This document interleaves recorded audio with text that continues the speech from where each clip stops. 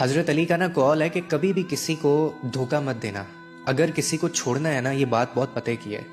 وہ کہتے ہیں اگر کسی کو چھوڑنا ہو نا تو وجہ بتا کر چھوڑنا، وجہ بنا کر مت چھوڑنا، ورنہ اس کا ایک ایک جو آنسو ہے نا، اس کے بعد جو روئے گا تمہاری زندگی تباہ کر دے گا.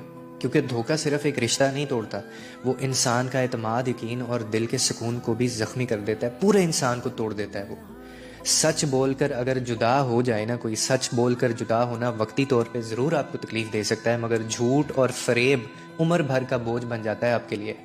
اسی لیے میں کہتا ہوں کہ کسی کے دل کو جان بوجھ کر توڑنا ایک ایسا قرض ہے جو وقت پر آپ کو سود سمیت واپس کرنا پڑے گا، اور آپ قیمت نہیں چکا پائیں گے. کبھی بے چینی کی صورت میں ہوگا یہ، کبھی رشتوں کی ناکامی کی صورت میں ہوگا، کبھی سکون کے چھن جانے کی صورت میں ہوگا. اسی لیے کردار کو بچا کر فیصلے کریں، اپنے آپ کو بچا کر فیصلے کریں، کیونکہ اللہ کے نزدیک سب سے قیمتی چیز انسان کا اخلاق ہے.